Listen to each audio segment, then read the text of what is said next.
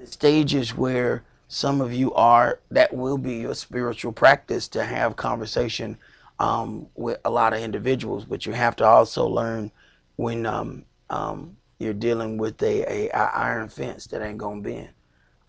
It ain't nothing but practice. That's all it can ever be, because it is never going to adhere to anything. But that doesn't mean that you're not supposed to have that conversation.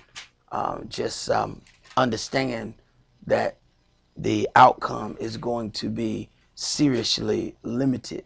Now, this conversation that I ended up in today was basically like a lot of other conversations that I've had from Old Testament people who did not believe in the Messiah. So you get it, accustomed to hearing the same things. So I felt like you guys should have enough Old Testament things so that you can combat that when you encounter it. It was interesting, believe it or not, as people are going into the deepest things, it is the simplest of things that stops them in their tracks. A lot of times you're looking for all of this, seriously deep things. You're looking for some immaculate scripture. You're looking for all of this thing, and the simplest thing stops everything when you're into some of these things. So this is going to be entitled "A Prophet Like Unto Me." We're going to start this in Deuteronomy chapter 18, and we're going to start at verse 15.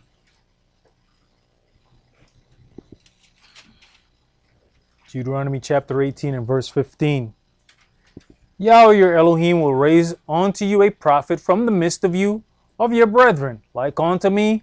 Unto him you shall hearken. So from the beginning, the children of Israel already knew that there was somebody else coming. So when you encounter these Old Testament people, when they tried to say, because they have the biggest problem with the virgin birth, they have a serious issue.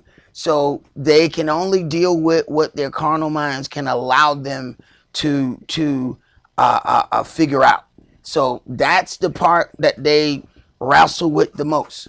So your question should be, well, who was the prophet that was like unto Moshe? Because even as it says Samuel was a great prophet, Samuel didn't have the situation that Moshe had. Moshe ended up talking to the angel of Yahweh face to face, to the point where he's glowing, to the point where Moshe was taken. He did not die a regular death. He told Moshe to go over the hill and die. Who else in this book was told to go over the hill and die? I'm talking about they still can see. We talking about what? He was like 120 years old? I can barely see now.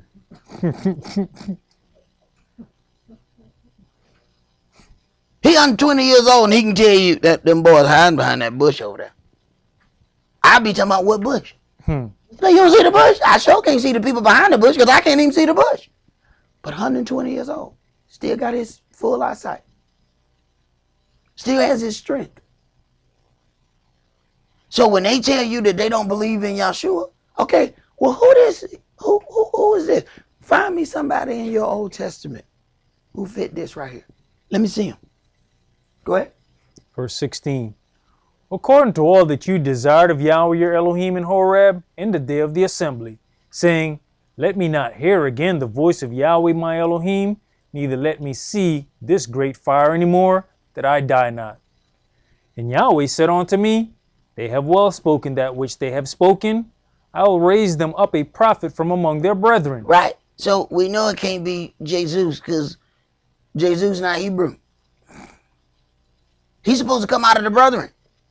So he's an Israelite just like everybody else. Go ahead.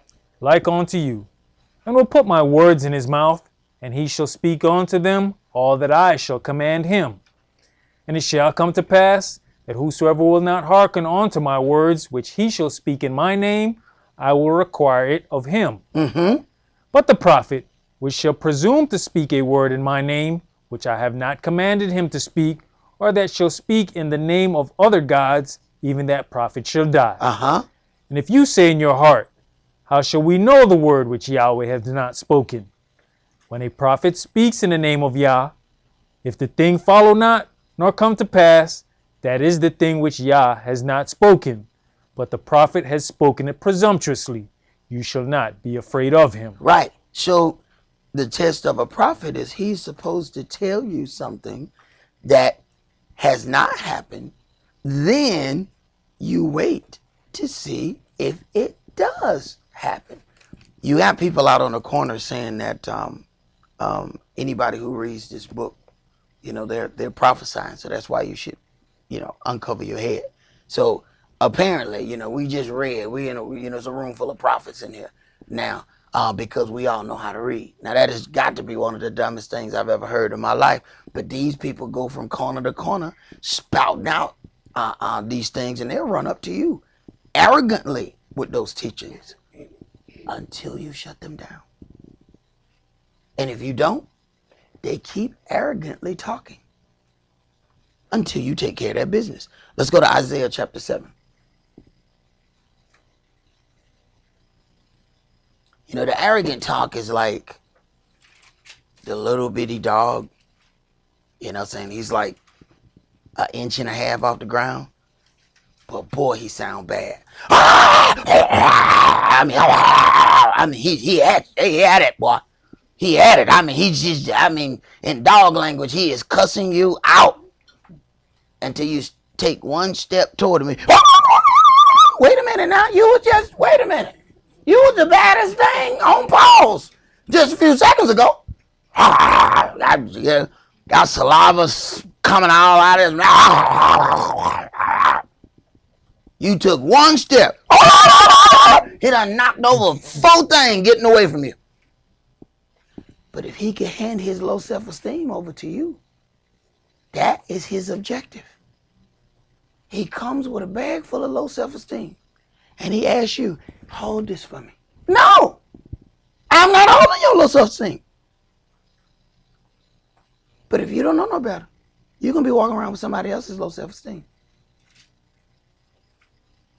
Isaiah chapter 7, let's read verses 10 through 19. Moreover, Yahweh spake again unto Ahaz, saying, ask you a sign of Yahweh your Elohim.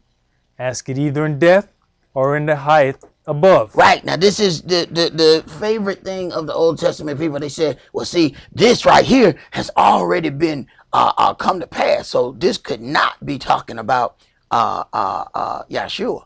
But then we have that problem where it says there's 7 spirits, and Yahshua had all 7. I have yet to come across any of those prophets who had all 7 of those spirits. Go ahead. But Ahaz said, I will not ask, neither will I tempt Yah. And he said, hear you now, O house of Dawid. Is it a small thing for you to weary men? But will you weary my Elohim also?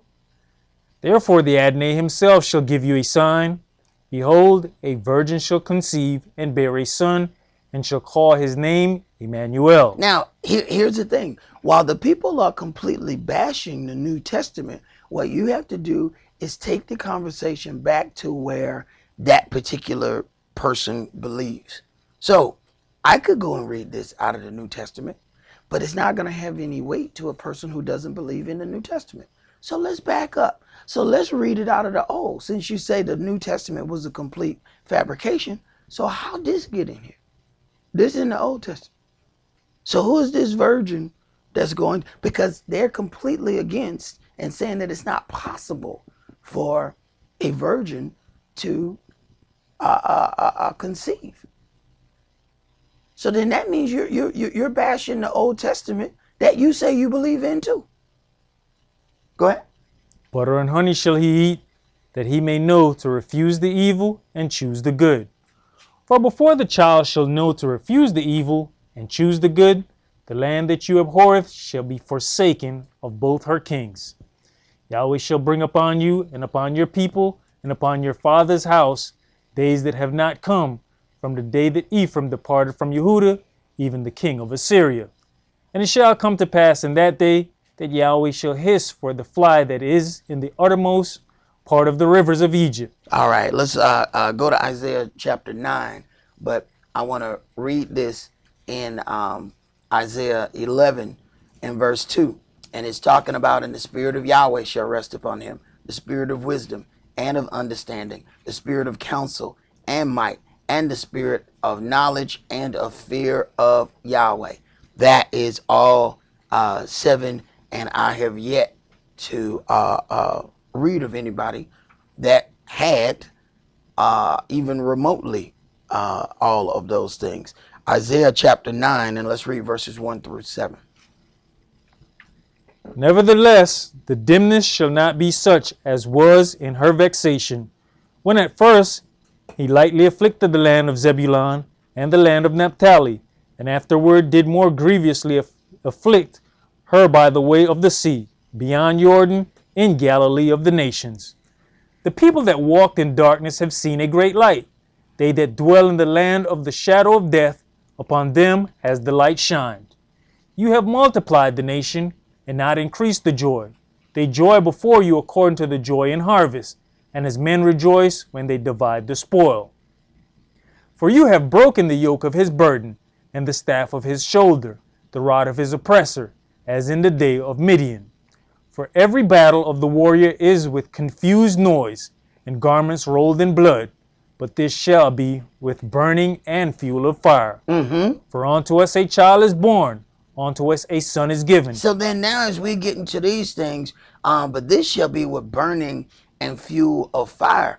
As you start talking about the end battle, that battle is going to be completely different than the battles that they have fought before. They shooting arrows and things like that. When Yahshua come back, they shoot missiles. It's different kind of fire. They ain't never seen this kind of fire. Go ahead. And the government shall be upon his shoulder. So now we're talking about a governmental system. So when you're talking about the government shall be upon his shoulder, you're talking about rulership. Go ahead. And his name shall be called Wonderful, Counselor, the Mighty El, the Everlasting Father, the Prince of Peace. Of the increase of his government and peace there shall be no end, upon the throne of David and upon his kingdom, to order it and to establish it with judgment and with justice from henceforth, even forever. All right, so now we're talking about upon the throne of David. So we know that we're dealing with the kingly seed, and this was why Yahshua had to be born in the manner that he was born, because Yahweh was mixing the priesthood with the kingship. Go ahead. The zeal of Yahweh of hosts will perform this. All right. Let's go to Isaiah chapter 53.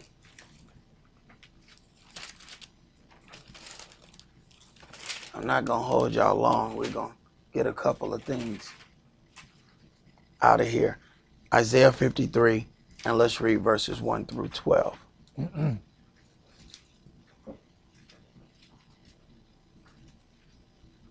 Verse 1. Several times, and I heard it again today, where it was said that we ought to be able to save ourselves. So yeah, that sounds interesting. I'm trying to figure out how you gonna make that out. Okay, Isaiah 53. Let's read verses 1 through 12. Who has believed our report, and to whom is the arm of Yahweh revealed? For he shall grow up before him as a tender plant, and as a root out of a dry ground. He has no form nor comeliness, and when we shall see him, there is no beauty that we should desire him. Right, and what do people find the most beautiful on this face of this earth? Money. People with money look absolutely fantabulous. An ugly brother look delicious when his check comes. Seen that video where Slick Rick said he knew he was ugly, and he said, I found a way to make myself look beautiful, and he put $100 bills all over his shirt. He said after that the women was like, oh my God, you're so beautiful. Right. Right. Right. Go ahead, bro. Verse 3. He's despised and rejected of men, a man of sorrows and acquainted with grief. And we hid, as it were, our faces from him. He was despised, and we esteemed him not. Right. What did it say? The birds of the air have nests, the fox have holes. The Son of Man have not where to lay his head. Go ahead. Surely he has borne our griefs and carried our sorrows. Whoa. Who is this? They keep saying that there's no anything about the Messiah in the Old Testament. Who are they talking about? Who is going to carry our lawlessness? Go ahead. Yet we did esteem him stricken, smitten of Elohim, and afflicted. Right. It was our people that offered him up. Well, we can sit there and say everything that we want to say about the Euro Gentiles because they carried it out. The Euro Gentiles were just the hitman for Israel. It was the chief priest offered him up. So we put the contract out and the Gentiles fulfilled the hit. So you can sit there and argue about who is the more guilty. But what Yahshua said, he who offered you up to me bears the most sin. That's what he told the Gentiles right off the rip. Go ahead. But he was wounded for our transgressions. He was bruised for our lawlessness. The chastisement of our peace was upon him. Right. And I'm trying to find some Old Testament entity who has fulfilled these things so that these people, like, where do they get this belief from? Go ahead. And with his stripes we are healed. All we like sheep. And who healed us in the Old Testament by the things that happened to them? Because we got too many things that end up happening to us afterwards. After these very things. Why do you think they asked Yahshua, have you come at this time to restore the kingdom unto Israel? And we still got all of these things that took place after that. Go ahead. All we like sheep have gone astray. We have turned everyone to his own way, and Yahweh has laid on him the lawlessness of us all. Right. We tend to our business. All we like sheep have gone our own way. What we think, feel, and believe, and we tend unto our business and our business only. That's all. We ain't worry about what Yahweh need. We ain't worry about the things that we need to do to bring about his holy and righteous kingdom. We're about what we want to be about. And we've gotten accustomed to it, and we think it's okay. Until Yahweh get our attention. Go ahead. He was oppressed, and he was afflicted, yet he opened not his mouth. He is brought as a lamb to the slaughter, and as a sheep before her shearers is dumb, so he opens not his mouth. And you know that couldn't have been that one of us. He was afflicted, and he didn't open his mouth. We even think something finna happen to us, we talking. Go ahead. He was taken from prison and from judgment. And who shall declare his generation? For he was cut off out of the land of the living. For the transgression of my people was he stricken. He was cut off from the land of the living for my people. Yet we have Old Testament believers who can't see Yahshua in the Old Testament. Go ahead. And he made his grave with the wicked, and with the rich in his death, because he had done no violence, neither was any deceit in his mouth. Yet it pleased Yahweh to bruise him. He has put him to grief. When you shall make his soul an offering for sin, he shall see his seed, he shall prolong his days, and the pleasure of Yahweh shall prosper in his hand. He shall see of the travail of his soul, and shall be satisfied. By his knowledge shall my righteous servant justify many, for he shall bear their lawlessness.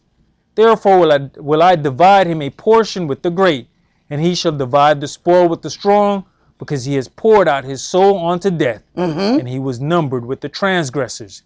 And he bare the sin of many, and made intercession for the transgressors. I think sometimes people hear so many of these things that they don't understand that they were in the Old Testament first. So when they read the things and they're in the New Testament, they're not really getting that those things were already written. he is fulfilling those things. Let's go to our 2 Samuel chapter 7.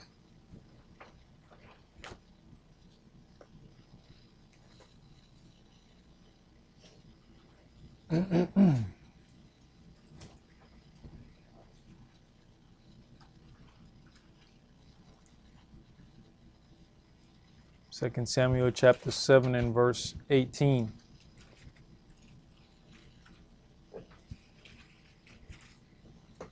And we're going to read verses 18 through 29. Then went King David in and sat before Yah. And he said, Who am I, O Adonai? And what is my house that you have brought me hitherto? And this was yet a small thing in your sight, O Adonai, but you have spoken also of your servant's house for a great while to come. Listen, so he has spoken about this thing that he's going to bring to pass. Understand, we go and we read Moshe saying, there's going to be one like unto me. Look at how special the situation was between Moshe and Yahweh. Then here David said, you have spoken about this for a great while to come.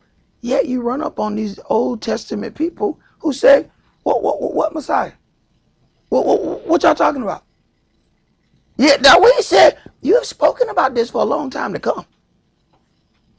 So they're looking for a Messiah. Our people are. Yet you got people to this day that don't have a Messiah, yet don't do any sacrifices for any sins. Go ahead. And is this the manner of man, O Adonai? And what can David say more unto you? For you, Adonai, knoweth your servant. Right. He doesn't feel worthy. He's no. We've been reading about this for quite some time, and you're gonna use me? He does not feel worthy. But he understands the concept. He just don't think he's worthy to be within that situation. Go ahead. For your word's sake, and according to your own heart, have you done all these great things to make your servant know them. Wherefore you are great, O Yahweh Elohim, for there is none like you, neither is there any Elohim beside you, according to all that we have heard with our ears. You see that? There's not any Elohim beside you. This is what you're going to hear from the people who don't believe in Yahshua. Now, the interesting part of it is they're getting it out of another place, but understand, he's using that. David is saying it about what's going to come out of his house. They try to use it to go against the son of David. See, you need to know where that is, because they're going to use that and quote that from another place, not dealing with this though. Go ahead. And at the point that he's saying, he's talking about the mercy that Yahweh is showing on to him. You know, it's like, man, this you're great for what you're about to bestow upon me. But you know what? This is where we end up taking it out of context. On verse 22, neither is there any God beside you. That is, except other than you. What they then say, there's no way that there can be a Messiah, because it's just God himself. Go ahead. And what one nation in the earth is like your people, even like Israel, whom Elohim went to redeem for a people to himself, and to make him a name, and to do for you great things and terrible, for your land before your people, which you redeemed to you from Egypt, from the nations and their gods. For you have confirmed to yourself your people Israel to be a people unto you forever. And you, Yahweh, are become their Elohim. And now, O Yahweh Elohim, the word that you have spoken concerning your servant and concerning his house, establish it forever, and do as you have said. And let your name be magnified forever, saying, Yahweh of hosts is the Elohim of Israel. And let the house of your servant David be established before you. For you, O Yahweh of hosts, Elohim of Israel, has revealed to your servant, saying, I will build you an house. Therefore has your servant found in his heart to pray this prayer unto you. Right. Yahweh will lead you to a point and lead you to pray what you need to pray to give you something that he already decided he was going to give you yesterday. And then you think, oh, he answered my prayer. Yeah, I made you pray it because I already had it over here. Go ahead. And now, O Adonai, you are that Elohim, and your words be true, and you have promised this goodness unto your servant. Therefore now let it please you to bless the house of your servant, that it may continue forever before you. For you, O Adonai, have spoken it, and with your blessing let the house of your servant be blessed forever. All right, let's go to Zechariah chapter 9.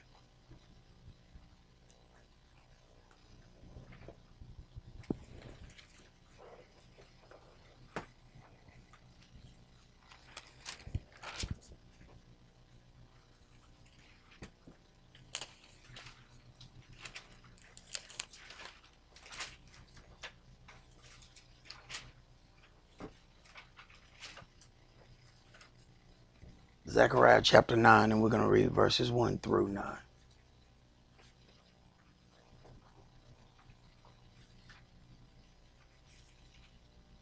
Verse 1. The burden of the word of Yahweh in the land of Hadrach and Damascus shall be the rest thereof, when the eyes of man, as of all the tribes of Israel, shall be towards Yah. And Hamath also shall border thereby, Tyrus and Zidon, though it be very wise. And Tyrus did build herself a stronghold, and heaped up silver as the dust, and fine gold as the mire of the streets. Behold, the Adonai will cast her out, and he will smite her power in the sea, and she shall be devoured with fire. Ashkelon shall see it, and fear. Gaza also shall see it, and be very sorrowful. And Ekron, for her expectation shall be ashamed, and the king shall perish from Gaza, and Ashkelon shall not be inhabited. And a bastard shall dwell in Ashdod, and I'll cut off the pride of the Philistines. And I'll take away his blood out of his mouth, and his abominations from between his teeth. But he that remains, even he, shall be for our Elohim, and he shall be as a governor in Yehuda, and Ekron as a Jebusite. And I'll encamp about mine house because of the army, because of him that passed by, and because of him that returns, and no oppressor shall pass through them any more, for now have I seen with mine eyes. Rejoice greatly, O daughter of Zion. Shout, O daughter of Jerusalem. Behold, your king comes unto you. He is just, and having salvation, lowly, and riding upon an ass, and upon a colt the foal of an ass. Right. So then to deal with that, we need to see Yahshua is doing things to fulfill the very things that were written in the prophets about him. And what's happening is a lot of times people think, things are just happening. What I ended up hearing is that the entire New Testament was just a fabrication. And what we have to, understand is it was our people that were going and studying all of these things, going through the prophets, trying to find out all of the details about this true king of Israel that was going to come to our nation. Matthew chapter 21. And that's going to be the last thing that we're going to read for tonight. Matthew chapter 21, and we're going to read verses 1 through 11. So as we go through this, then you're going to understand why he did certain things. He wasn't just doing it just to be doing it. He's fulfilling the prophecies that were in the Old Testament. So you have Old Testament people who, try to knock out everything, but this is why he's doing these things. Matthew chapter 21, and let's start that at verse 1. And when they drew near unto Jerusalem, and were come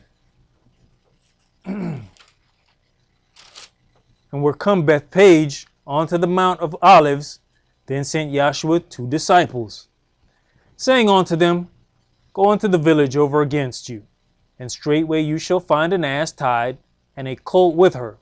Loose them, and bring them on to me. See, he's understanding, okay, let's fulfill these prophecies of these things that are written. Go ahead. And if any man say aught unto you, you shall say, the Adonai has need of them, and straightway he will send them. All this was done that it might be fulfilled which was spoken by the prophet, saying, Right. So now they're going to quote the very thing that we just read. This is where these things come from. And when you get right down to it, the Euro Gentiles are not going to know all of those things. Why do you think, Herod was coming and asking, even though you have a situation where there's like, okay, this is Herod's temple. He has set this up just as a figurehead. When it comes down to understanding the deep things of that word, he had to go and ask them. So tell me, what prophecy is supposed to be? Okay, all right. So go over there and try to kill every child that's this age. He had to ask them.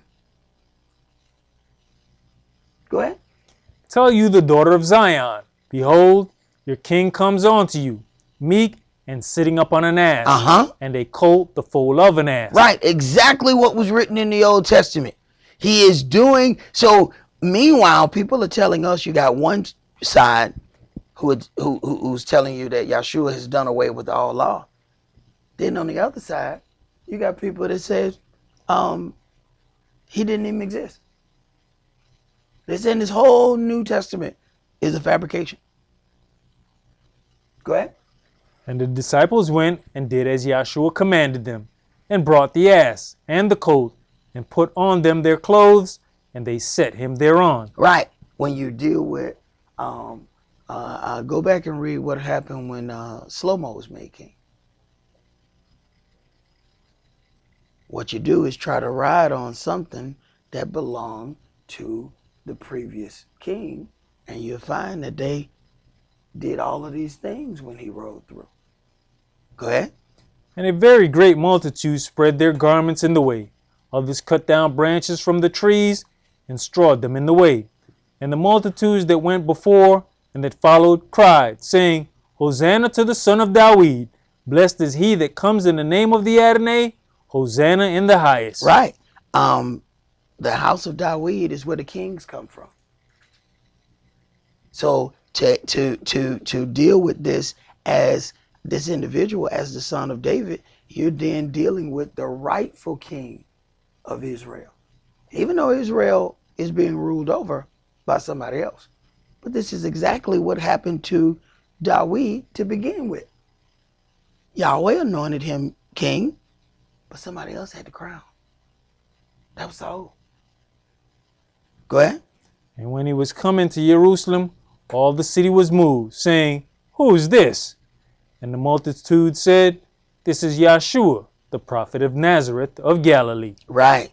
And as they say, does any good thing come out of Nazareth? So, in other words, the Messiah came from the hood. They said, now can't nothing good come out of the hood. To the point where they said, well, let's go see. Let's go see if something good come out of Nazareth. I just wanted to read a couple of those things because I wanted people to have some kind of ammunition when you do encounter. And there are other things that we can go into, but I'm not going to hold you long tonight. But you need to have some kind of things there when it comes to a point, because these things will be coming at you rather aggressively. And once you put a few things out there, you'll see how it withers away. But if you do nothing, it's just going to bark even louder, like the little bitty 2-inch dog. It's going to keep barking, but it don't have any teeth. Even if it bite you, it's going to tickle the hell out of your ankles. That's all it's going to do. It doesn't have the ability to bite. But you don't know that until you put it to the test. That's all that we're going to do for tonight. Enjoy your new moon. Shalom. Shalom.